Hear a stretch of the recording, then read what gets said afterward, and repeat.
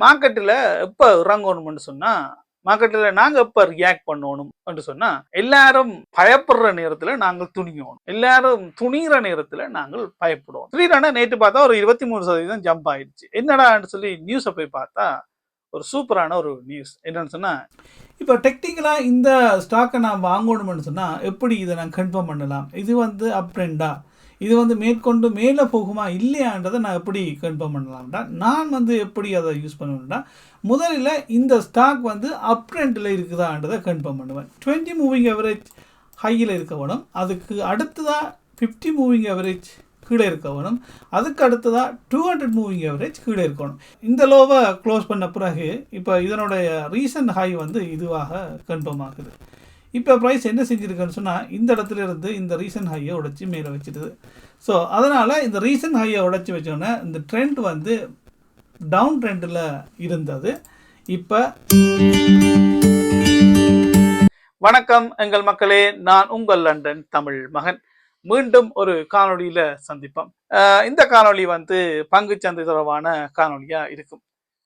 நீண்ட நாட்களாக நான் பங்குச்சந்தை தொடர்பான காணொலிகளை போடையில, மற்ற காணொலிகளையும் இப்போ ஒரு வாரத்துக்கு ஒரு காணொலி தான் போட்டு கொண்டிருக்கிறேன். நல்ல வரவேற்பு இருக்குது, நிறைய பேர் பார்க்குறீங்க, கமெண்ட்ஸ் பண்ணுறீங்க, நன்றி. என்னோட சொன்னால் பங்குச்சந்தை தொடர்பான காணொலி ஒரு 5 காணொலி தான் போட்டிருப்பேன். அதுக்கு பிறகு இன்றைக்கு தான் வந்திருக்கேன் ஒரு காணொலி போடுறதுக்கு. முதல்ல அதுக்கு என்ன மன்னிச்சு கொள்ளுங்க. என்னென்னு சொன்னால் பங்குச்சந்தை தொடர்பான காணொலிகளை நிறைய பேர் பார்க்காட்டியும் பார்த்தாக்கள் நிறைய பேர் இன்ட்ரெஸ்டாக இருந்து கமெண்ட்ஸ் எல்லாம் பண்ணியிருக்கிறீங்க. நல்ல டாபிக் தொடர்ந்து போடுங்கன்னு சொல்லி நீங்கள் காணொலிகளை பார்த்து கொண்டு இருப்பீங்க. மற்றது நான் காணொலிகளை வந்து வியூஸை டார்கெட் பண்ணி நான் போட்டதில்லை. பங்குச்சந்தை தொடர்பில் எங்களுடைய ஆக்களை பொறுத்தவரையில் தமிழ் ஆக்களை பொறுத்தவரையில் இன்ட்ரெஸ்ட் இல்லை, அதனால நான் காணொலிகள் ஓட இல்லை, அதனால நான் போட இல்லைன்ட்டு இல்லை. நான் போடுகின்ற காணொலிகள் எல்லாம் வியூஸை டார்கெட் பண்ணி போட்டதில்லை. பார்க்குற ஆக்களுக்கு ஏதாவது அவங்க டைமை ஸ்பெண்ட் பண்ணி ஒரு காணொலியை பார்க்குறாங்க, அப்போ அவங்களுக்கு ஏதாவது பிரயோசனப்படட்டும், பிரயோசனமான ஆக்கள் அதை எடுத்துக்கொண்டு போகட்டும் என்ற அடிப்படையில் தான் நான் காணொலிகளை மேற்கொள்கிறேன். அதனால இப்போ பிரியாஜி பங்குச்சந்தை காணொலியை தொடர்ச்சியாக போடணும்ன்றது என்னுடைய இதாக இருக்குது. அதனால இனி தொடர்ச்சியாக போடுறதுக்கான முயற்சியை நான் எடுக்கிறேன். சரி, இப்போ காணொலிக்குள்ள போவோம். காணொலிக்கு போகிறதுக்கு முதல்ல சப்ஸ்கிரைப் பண்ணி லைக் பண்ணி ஷேர் பண்ணுவோம். நான் சப்ஸ்கிரைப் பண்ண சொல்லி கேட்குறேன்னு சொன்னால் இந்த காணொலிகளை மேக் பண்ணுறதுக்காக நிறைய எஃபோர்ட்ஸ் போட்டு டைமை போட்டு தான் ப்ரிப்பேர் பண்ணி தான் இந்த காணொலிகளை செய்கிறது. சப்ஸ்கிரைப் பண்ண லைக் பண்ண இது மெட்டாக்களுக்கு யூடியூப் அல்காரிதம் கொண்டே காட்டும். அப்போ பார்க்குறாக்களுக்கு அந்த அந்த பாயிண்டில் அது பிரயோசனமாக இல்லாட்டியும், ஆனால் மெட்டாக்களுக்கு அந்த காணொலிகள் போகும்போது அவர்களுக்கு அது பிரயோசனமாக இருந்தால் நல்லா இருக்கும். அதனால தான் இப்போ ஒரு ஆள் போட்டுக்கின்ற எஃபோர்ட்ஸ் வந்து பிரயோசனம் இல்லாமல் போயிடும். இப்போ பார்க்குறாங்க சப்ஸ்கிரைப் பண்ணி லைக் பண்ணி பார்த்தீங்கன்னா அது கொஞ்சம் பிரயோசனமாக இருக்கும், மெட்டாக்களுக்கும் யூடியூப் வந்து கொண்டு சேர்க்கும். ஓகே, காணொலிக்குள்ள போவோம். என்னுடைய பங்குச்சந்தை முதலீடு தொடர்பில் ஒரு செட்டப். அதுக்கு முதல்ல ஒரு டிஸ்க்ளைமர். இது முழுக்க முழுக்க என்னுடைய எக்ஸ்பீரியன்ஸ். நான் என்ன செய்கிறேன் பங்குச்சந்தையில், எப்படி முதலீடு செய்கிறேன் என்கின்ற ஒரு அதை வந்து நான் ஷேர் பண்ணுறேன் மெட்டாக்களோட. இது என்னுடைய personal plan, personal finance. So அதை வந்து நான் ஷேர் பண்ணுறேனே தவிர இன்னொரு ஒரு எஜுகேஷன் பர்பஸுக்காக இது முழுக்க முழுக்க ஒரு அட்வைஸாக நீங்கள் எடுக்கக்கூடாதுன்றதை டிஸ்க்ளைமராக சொல்லிக்கொள்கிறேன். சரி, அந்த அடிப்படையில் நான் ஒரு பிளானை வச்சு தான் இந்த இன்வெஸ்ட்மெண்ட்டே செய்கிறேன். அதில் 5 ஸ்டெப் இருக்குன்றதை முதலே நான் சொல்லியிருப்பேன் பழைய காணொலிகளை. இந்த காணொலிகளை பார்க்காதாக்கள் பழைய காணொலிகளை போய் பார்த்துட்டு வந்தீங்கன்னு சொன்னால் எபிசோட் 1, 2, 3 சொல்லி இருக்குது. அதில் இப்படி பார்க்கும்போது உங்களுக்கு வந்து விளங்கும். ரைட். அப்போ அதன் அடிப்படையில் முதல்ல நாங்கள் வந்து அதை நான் குயிக்காக ரீகேப் பண்ணுறேன். அதன் அடிப்படையில் எவ்வளவு காசு இன்வெஸ்ட் பண்ணுறதுக்கு எங்கள்கிட்ட இருக்குது, அதை எப்படி கண்டுபிடிக்கிறது, அது பட்ஜெட்டிங். அதுக்கப்புறம் இந்த காசை முதலீடு செய்யக்கூடிய காசை எந்த கம்பெனியில் கொண்டு போய் நாங்கள் எந்த பங்குகளை வாங்க வேணும் என்கின்ற ஒரு ஃபண்டமெண்டல் அனாலிசிஸை நாங்கள் செய்ய வேணும். அதுக்கப்புறம் அதை எப்போ என்ன டைமில் என்ன ப்ரைஸில் வாங்கணும்னு சொல்லி ஒரு டெக்னிக்கல் அனாலிசிஸ் செய்ய வேணும். அதுக்கப்புறம் எப்படி நாங்கள் வந்து எக்ஸிட் ஆகணும், மார்க்கெட்லேருந்து எப்படி எக்ஸிட் ஆகணும், இதுக்கு வந்து சைக்காலஜிக்கல் அனாலிசிஸ் செய்து கொண்டு நாங்கள் இதை செய்ய வேண்டியிருக்கும். 5வது ஸ்டெப்பாக வந்து நாங்கள் செய்கிற இன்வெஸ்ட்மெண்ட் சரியானது செல்ஃப் அசஸ்மெண்ட், செல்ஃப் அனாலிசிஸ் நாங்கள் கட்டாயம் சொல்லி 5 ஸ்டெப்பில் தான் நான் இந்த இன்வெஸ்ட்மெண்ட்டை நான் செஞ்சு கொண்டிருக்கேன். இது தொடர்பான முழுமையான காணொலி நான் போட்டிருக்கேன், போய் பாருங்க. ஏப்ரல் 5ஆம் தேதி 2025 நான் ஒரு காணொலி போட்டிருந்தேன். This is the right time to enter the share market. Share மார்க்கெட்டுக்குள்ளே போகிறதுக்கான சரியான நேரமாக இதுன்னு சொல்லி ஒரு காணொலி போட்டிருந்தேன். அந்த நேரம் பார்த்தீங்கன்னா இந்த டொனால்ட் ட்ரம்ப் வந்து டெரிஃப் எல்லாம் கொண்டு வந்து மார்க்கெட்டெல்லாம் அடியா விடியாண்டு சரிஞ்சு கொண்டு கவுண்டு கொண்டு போய் கொண்டிருந்த நேரம். மார்க்கெட்டில் எப்போ இறங்கணும்னு சொன்னால், மார்க்கெட்டில் நாங்கள் எப்போ ரியாக்ட் பண்ணணும் என்று சொன்னால் எல்லாரும் பயப்படுற நேரத்தில் நாங்கள் துணியணும், எல்லாரும் துணிகிற நேரத்தில் நாங்கள் பயப்படணும். அதான் இந்த ஸ்டாக் மார்க்கெட்டில் ஷேர் மார்க்கெட்டில் இருக்கிற எல்லா ஜாம்பவான்களும் சொல்கிறது. எல்லாரும் பேனிக் ஆகி கொண்டு இருக்கும்போது நாங்களும் பேனிக் ஆனோம்னு சொன்னால் எங்களுக்கும் மற்றவனுக்கும் வித்தியாசம் இருக்காது. நாங்கள் ஒரு யூனிக்காக இருக்கணும், எல்லாரையும் விட வித்தியாசமாக இருக்கணும்னு சொன்னால் எல்லாரும் திங்க் பண்ணுற மாதிரி நாங்கள் திங்க் பண்ணக்கூடாது. அந்த நேரம் பார்த்தீங்கன்னு சொன்னால் இந்த டொனால்ட் ட்ரம்ப் வந்து டெரிஃபை கொண்டு வந்ததோட மார்க்கெட் எல்லாம் அப்படியே சுக்கு நூறாக போய் கீழே போயிட்டே இருந்துச்சு. அந்த நேரத்தில் நான் வீடியோவை நான் போட்டேன் ஏப்ரல் 5ஆம் தேதி. இந்த நேரத்தில் நாங்கள் ஷேர் மார்க்கெட்டுக்குள்ள போகலாமான்ட்டு எல்லாரும் பனிக் ஆகிற நேரத்தில் 5ஆம் தேதி போட்டது 8ஆம் தேதி அடுத்த திங்கள செவ்வாய்க்கிழமையிலிருந்து ஏப்ரல் 8ஆம் தேதியிலிருந்து அங்கிருந்து ஆரம்பித்த மார்க்கெட் இப்போ ஓல்ட் டைம் ஹை போய் மேலேயே போய் கொண்டிருக்கு. கிட்டத்தட்ட S&P 500 பார்த்தீங்கன்னா ஒரு 36% ஏப்ரல்லேருந்து இப்போ எகிரி இருக்கு. அதே போல் நாஸ்டாக் இண்டெக்ஸை பார்த்தீங்கன்னு சொன்னால் அது ஒரு 46% ஏறி இருக்கு. அப்போ மார்க்கெட் சரியுதுன்னு சொல்லி எல்லாரும் பயப்பட்டு இருக்கிற நேரத்தில் யார் துணிஞ்சு மார்க்கெட்டுக்குள்ள இறங்குறானோ அவன் தான் அங்கே வின் பண்ணுவான். மார்க்கெட் வந்து எப்பவுமே ஆப்பர்ச்சுனிட்டியை தராது. ஏதாவது வில்லங்க நடக்கும்போது என்ன வந்தது, COVID-19 வந்துச்சு. அது பிறகு அதுக்கு முதல்ல 2007-8 வந்து ஒரு ஃபைனான்சியல் கிரன்ச் வந்துச்சு, ஃபைனான்சியல் கிராஷ் வந்துச்சு. அதில் எங்களுக்கு ஒரு ஆப்பர்ச்சுனிட்டி கிடைச்சிது. அதுக்கப்புறம் கோவிட் வந்துச்சு.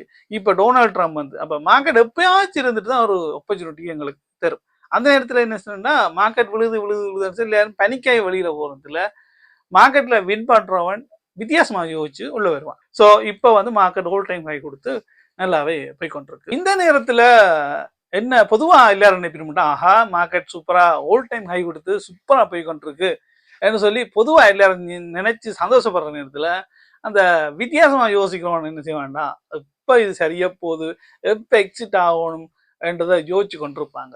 அதுதான் மார்க்கெட்டில் வின் பண்ணுறவனுக்கும் மார்க்கெட்டில் லூஸ் பண்ணுறவனுக்கும் வித்தியாசம். சரி, விஷயத்துக்கு வருவோம்.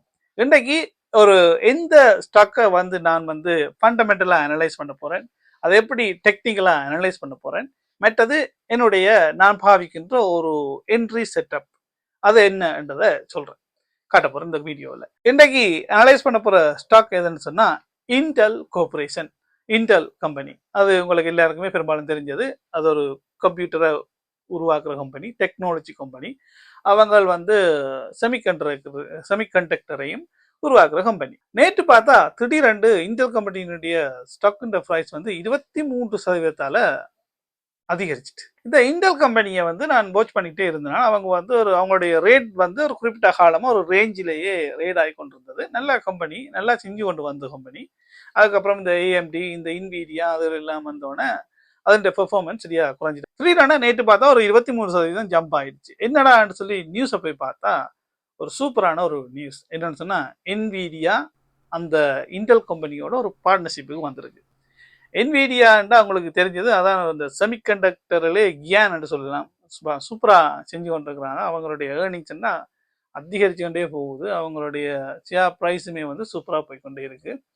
இந்த என்விடியா இன்டெல் கம்பெனியில் $5 பில்லியன் இன்வெஸ்ட் பண்ணி 2 பேரும் சேர்ந்து செயற்பட போயினும் செமிகண்டக்டரோ புது டெக்னாலஜியில் கொண்டு வர போயிடும். ஸோ இது ஒரு சூப்பரான நியூஸ், ஒரு கொலாபரேஷன், ஒரு பார்ட்னர்ஷிப் நியூஸ். இதனால தான் இன்டெல் கம்பெனியுடைய ப்ரைஸ் நேற்று 23% ஜம்ப் ஆயிடுச்சு.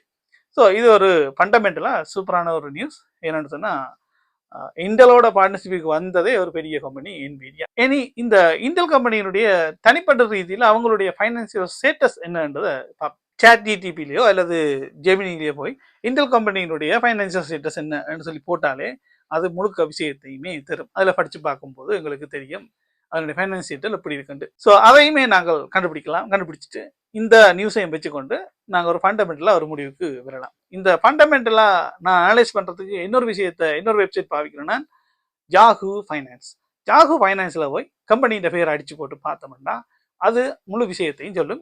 சரி, முதலில் எப்படி ஏஐயை யூஸ் பண்ணி ஒரு ஸ்டாக்கோட ஒரு கம்பெனியினுடைய ஃபைனான்சியல் ஸ்டேட்டஸை நாங்கள் அனலைஸ் பண்ணலாம். நான் யூஸ் பண்ணுறது ஜெமினியில் போயிட்டு hi analysis Intel corporation financial status என்று சொல்லி போட்டோன்னே அதை அனலைஸ் பண்ணிவிட்டு எங்களுக்கு டீட்டெயில்ஸை தரும். இதில் அவன் தந்தல என்ன சொல்லப்பட்டிருக்குன்னா முதலாவதாகவே சொல்லியிருக்கிறாங்க. இப்போ ஒரு லேண்ட்மார்க் என்விடியாவோட அலையன்ஸ் ஆனது ஒரு லேண்ட்மார்க்ன்றதை சொல்லியிருக்கு. அதுக்கப்புறம் இந்த கம்பெனி பற்றி மேலும் சொல்லியிருக்கு. இதனுடைய ரீசெண்டான இந்த செகண்ட் குவார்ட்டர் 2025 அவங்க ரிசல்ட் கொடுத்தவங்களெல்லாம் அது சம்மந்தமாக அனலைஸ் பண்ணியிருக்கு. அதில் வந்து லொஸ் காட்டியிருக்கணும். அதுக்கு அடுத்ததாக இதனுடைய பேலன்ஸ் ஷீட் மற்றது ஹேஷ் ஃப்ளோ ஸ்டேட்மெண்ட் தொடர்பில் ஒரு அனலைஸை தந்திருக்கு. அந்த பேலன்ஸ் ஷீட் எப்படி இருக்குது, அசட்ஸ் எப்படி இருக்குது, லயபிலிட்டிஸ் எப்படி இருக்குதுன்றதை, ஹேஷ் ஃப்ளோ அவங்கள்ட்ட எவ்வளோ கேஷ் இருக்குது. அடுத்ததாக பார்த்தீங்கன்னு சொன்னால் அவங்களுடைய கீ ஸ்ட்ராட்டஜிக் இனிஷியேட்டிவ், அவங்களுடைய ஸ்ட்ராட்டஜி என்னன்றதை குறிப்பிட்டிருக்குது. அதுக்கு பிறகு சொல்லியிருக்கு சிக்னிஃபிகன்ஸ் சேலஞ்சஸ், இந்த கம்பெனிக்கு என்ன சேலஞ்ச் இருக்குது. ஸோ இப்படி இந்த ஜெமினி வந்து எங்களுக்கு அனலைஸ் பண்ணி இந்த கம்பெனியினுடைய ஃபைனான்சியல் ஸ்டேட்டஸை சொல்லுது. இதை நாங்கள் வாசித்து பார்த்து அனலைஸ் பண்ணுவதனோட ஒரு முடிவை எடுக்கலாம். இப்போ வந்து யாஹூ ஃபைனான்ஸில் போய் எப்படி ஃபண்டமெண்டலாக நாங்கள் அனலைஸ் பண்ணலாம்ன்றதை பார்ப்போம். யாஹூ ஃபைனான்ஸில் போயிட்டு நாங்கள் இன்டெல் கோஆப்ரேஷன் டைப் பண்ணோம்னா இப்படி எங்களுக்கு வரும். இதிலேயே ஃபண்டமெண்டல் தொடர்பான முழுமையான நிதி நிலைமைகள் எல்லாமே இங்கே குறிப்பிடப்பட்டிருக்கு. நான் மிக முக்கியமாக வந்து பார்க்குறது வந்து கீழே உருட்டி கொண்டு போனோம்னு சொன்னால் இந்த ரெக்கமெண்டேஷன்ஸ் இருக்கும். அதாவது சில அனாலிசிஸ் வந்து ரெக்கமெண்ட் பண்ணுவாங்க, இந்த ஸ்டாக்கை வந்து வாங்கலாமா இல்லையா, விற்கணுமா அல்லது வாங்கி வச்சிருக்கணுமான்னு சொல்லி அவங்க ஒரு ரெக்கமெண்டேஷனை கொடுத்துருப்பாங்க.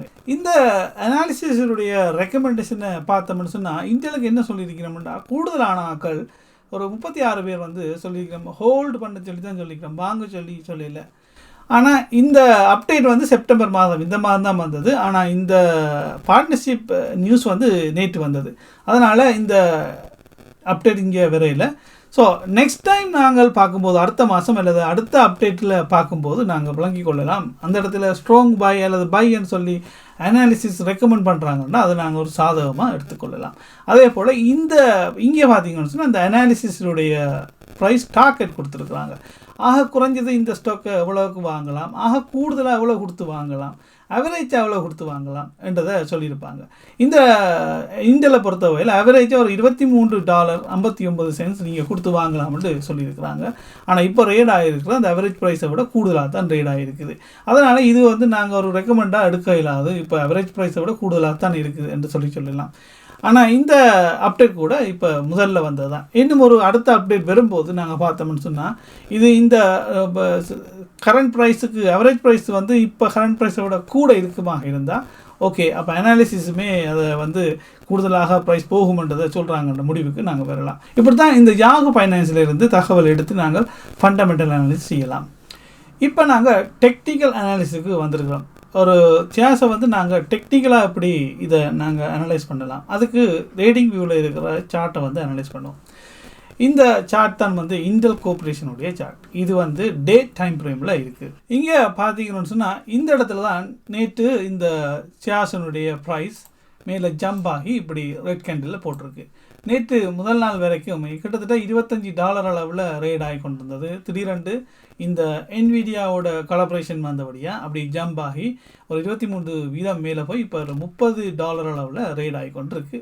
இப்போ டெக்னிக்கலாக இந்த ஸ்டாக்கை நான் வாங்கணும்னு சொன்னால் எப்படி இதை நான் கன்ஃபார்ம் பண்ணலாம், இது வந்து அப் ட்ரெண்டா, இது வந்து மேற்கொண்டு மேலே போகுமா இல்லையான்றதை நான் எப்படி கன்ஃபார்ம் பண்ணலாம்டா, நான் வந்து எப்படி அதை யூஸ் பண்ணணும்டா, முதலில் இந்த ஸ்டாக் வந்து அப் ட்ரெண்டில் இருக்குதான்றதை கன்ஃபார்ம் பண்ணுவேன். அதுக்காக நான் பாவிக்கிற முதலாவது டெக்னிக் என்னென்னு சொன்னால் moving average. Short term, medium term, long term. 20 moving ஆவரேஜுக்கு மேலே அது ரேட் ஆகி கொண்டிருக்குன்னு சொன்னால் அந்த ஸ்டாக்கினுடைய ப்ரைஸ் 20 மூவிங் ஆவரேஜுக்கு மேலே இருக்குன்னு சொன்னால் அது ஷார்ட் டேர்மில் அது வந்து அப் ட்ரெண்டில் இருக்குது.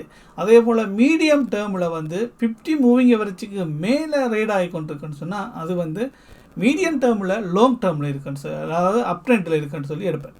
அதே நேரத்தில் லாங் டேர்மில் ஒரு ஸ்டாக் வந்து அப் ட்ரெண்டில் இருக்குன்னு சொன்னால் அது 200 மூவிங் ஆவரேஜுக்கு மேலே இருந்தால் அது லாங் டேர்மில் வந்து ஒரு அப் ட்ரெண்டில் இருக்குன்ட்டு எடுக்கலாம். இதனால் நான் வந்து இப்போ 20 மூவிங் ஆவரேஜ் இதில் போடுறேன். பார்த்தீங்கன்னு சொன்னால் இதில் பார்த்தீங்கன்னா 20 மூவிங் ஆவரேஜ் இந்த ப்ளூ லைன், இந்த ப்ளூ லைனுக்கு மேலே தான் ப்ரைஸ் இப்போ போயிருக்கு. அதனால் இது வந்து ஷார்ட் டேர்மில் அப் ட்ரெண்டில் இருக்குது.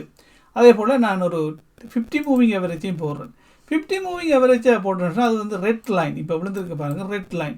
இந்த ரெட் லைனுமே வந்து ப்ரைஸ் ரெட் லைனுக்கு மேலே இருக்குது. அதனால் மீடியம் டேர்மில் இந்த ஸ்டாக் அப் ட்ரெண்டில் இருக்குது. அடுத்ததாக வந்து 200 மூவிங் ஆவரேஜை நான் போடுறேன். 200 மூவிங் ஆவரேஜ் வந்து இந்த ப்ளூ லைன் டார்க்காக வந்துருக்குன்ற இந்த திக்கான ப்ளூ லைன், இந்த ப்ரைஸுமே இந்த 200 மூவிங் ஆவரேஜுக்கு மேலே தான் ட்ரேட் ஆகி கொண்டிருக்கு. அதனால் லாங் டேர்ம்லையும் இந்த ஸ்டாக் ஒரு அப் ட்ரெண்டில் தான் இருக்கின்றதை முடிவெடுப்பேன். அதே நேரத்தில் இன்னொரு விஷயத்தை கன்ஃபார்ம் பண்ணுவேன், இந்த மூவிங் ஆவரேஜஸ் எல்லாமே லைனில் இருக்க வேணும். முதல்ல வந்து 20 மூவிங் ஆவரேஜ் ஹையில் இருக்க வேணும், அதுக்கு அடுத்ததாக 50 மூவிங் ஆவரேஜ் கீழே இருக்க வேணும், அதுக்கு அடுத்ததாக 200 மூவிங் ஆவரேஜ் கீழே இருக்கணும்.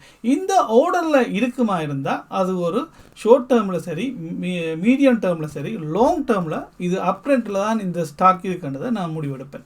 இந்த 3 மூவிங் ஆவரேஜுமே இப்போ அண்மையில் தான் இந்த லைனுக்கே வந்திருக்குது. அதுக்கு முதல் பார்த்தீங்கன்னு சொன்னால் இந்த ஆகஸ்ட் 22ஆம் தேதிக்கு முதல்ல கிட்டத்தட்ட ஒரு மாதத்துக்கு முதல்ல எல்லாமே குளறுபடியாகவே இருந்திருக்குது. 200 மேலே இருந்திருக்குது, அதுக்கப்புறம் 20 இருந்திருக்கு, அதுக்கப்புறம் 50 மூவிங் ஆவரேஜ் கீழே இருந்திருக்கு. இப்போ தான் இது ஒரு ஒழுங்குக்கு வந்திருக்கு. இப்போ ரீசெண்டாக தான் 50 மூவிங் ஆவரேஜ் வந்து 200 தாண்டி இருக்குது. எப்படின்னு சொன்னால் செப்டம்பர் 8ஆம் தேதி. ஸோ இந்த மூவிங் ஆவரேஜை வச்சுக்கொண்டு நான் கன்ஃபார்ம் பண்ணுவேன் இந்த ஸ்டாக் வந்து அப் ட்ரெண்டுக்கு வந்திருக்கு. அடுத்தது இன்னும் ஒரு விதமாக இது அப் ட்ரெண்டா இல்லது டவுன் ட்ரெண்டில் இருக்குதா அல்லது டவுன் ட்ரெண்ட்லேருந்து அப் ட்ரெண்டாக போயிட்டுதான்றதை நான் எப்படி கன்ஃபார்ம் பண்ணுவேன்னு சொன்னால் ஐசிடி கான்செப்டை யூஸ் பண்ணுவேன், அதாவது ஸ்மார்ட் மணி கான்செப்டை யூஸ் பண்ணுவேன்.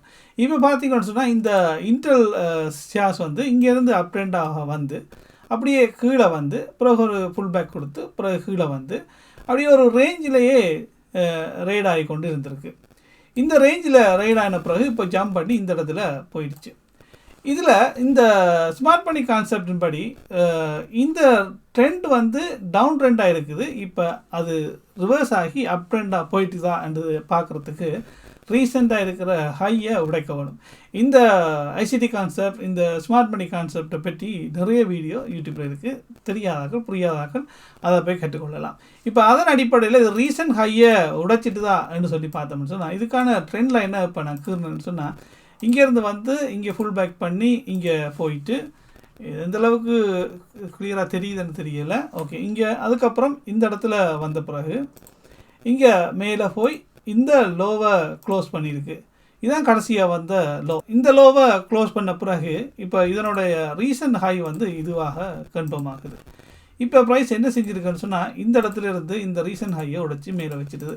ஸோ அதனால் இந்த ரீசன்ட் ஹையை உடைச்சி வச்சோன்னே இந்த ட்ரெண்ட் வந்து டவுன் ட்ரெண்டில் இருந்தது இப்போ அப் ட்ரெண்டாக கன்ஃபார்ம் பண்ணப்பட்டிருக்குன்னு சொல்லி ஐசிடி கான்செப்டை வச்சுக்கொண்டு நான் வந்து கன்ஃபார்ம் பண்ணி கொள்வேன். இப்படி அப் ட்ரெண்டை கன்ஃபார்ம் ஆன பிறகு நான் என்ட்ரி ஸ்ட்ராட்டஜியை யூஸ் பண்ணுவேன். அதுக்கு வேறொரு டெக்னிக்கல் டூல்ஸை வந்து நான் யூஸ் பண்ணுவேன். அதை அடுத்த காணொலியில் சொல்லலாம்னு நினைக்கிறேன்னு சொன்னால் இது வந்து பெரிய காணொலியாக போட்டுது. ரைட், இப்போ பார்ப்போம் பண்ணிட்டு சொன்னால் அடுத்தது இந்த ஸ்டாக் வந்து இந்த ரேஞ்சிலேயே முதல்ல ரேட் ஆகி கொண்டு இருந்தது. இது வந்து நாங்கள் ரெசிஸ்டன்ட்னு சொல்லுவோம். இந்த ரெசிஸ்டன்ட்லேயே திரும்ப வந்து கீழே போய் தான் போயிருக்கு. இப்போ இந்த ரெசிஸ்டன்ஸ் ஜோனை உடைச்சி மேலே போயிருக்குது. பொதுவாக டெக்னிக்கலாக நாங்கள் பார்க்கும்போது இந்த ஸ்டாக் வந்து நேற்று வந்த நியூஸால் ஒரு கேப்பை விட்டுட்டு போயிருக்குது. இங்கேருந்து ஜம்ப் ஆகிருக்குது. அப்போ இதனால் ஒரு கேப் வந்து உருவாகிருக்கு. இதை வந்து நாங்கள் வந்து இன்பேலன்ஸ் அல்லது ஃபேர் வேல்யூ கேப்னு சொல்லுவோம். ப்ரைஸ் பொதுவில் பார்த்தீங்கன்னு சொன்னால் இந்த கேப்பை வந்து ஃபில் பண்ணிட்டு போகிறதுக்கான வாய்ப்புகள்லாம் கூட இருக்கும்.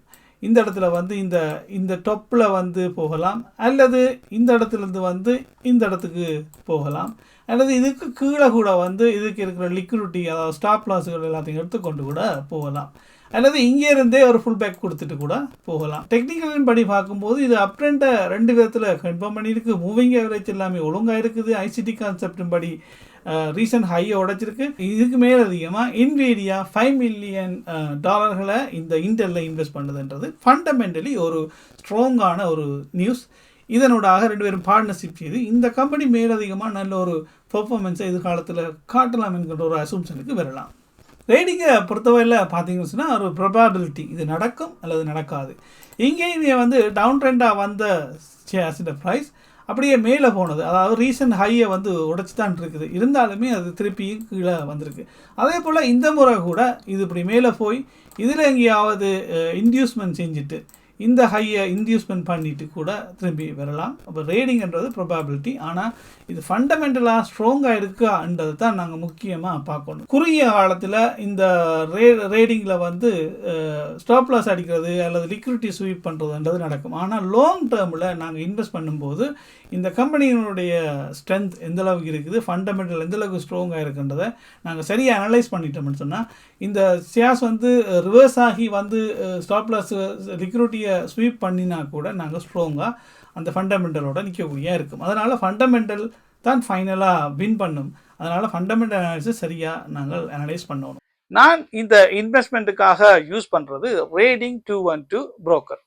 இந்த ரேடிங் 212 எப்படி யூஸ் பண்ணுறது, இதில் எப்படி சைன் அப் பண்ணுறது, இதில் எப்படி அக்கௌண்ட் ஓப்பன் பண்ணுறதுன்ற ஒரு டெமோ வீடியோ நான் ஏற்கனவே என்னுடைய பழைய காணொலியில் போட்டிருக்கிறேன். எனக்கு ரேடிங் 212 வந்து ஒரு ரெஃபரல் கோட் இப்போ தந்திருக்கிறோம். அதாவது இன்வைட் அ ஃப்ரெண்ட், அதாவது நாங்கள் ஃப்ரெண்டை வந்து இன்வைட் பண்ணலாம். இதை நான் டிஸ்கிரிப்ஷனில் தாரேன். இந்த லிங்கை யூஸ் பண்ணி நீங்கள் ரேடிங் 212 சைன் அப் பண்ணி கொள்ளலாம்.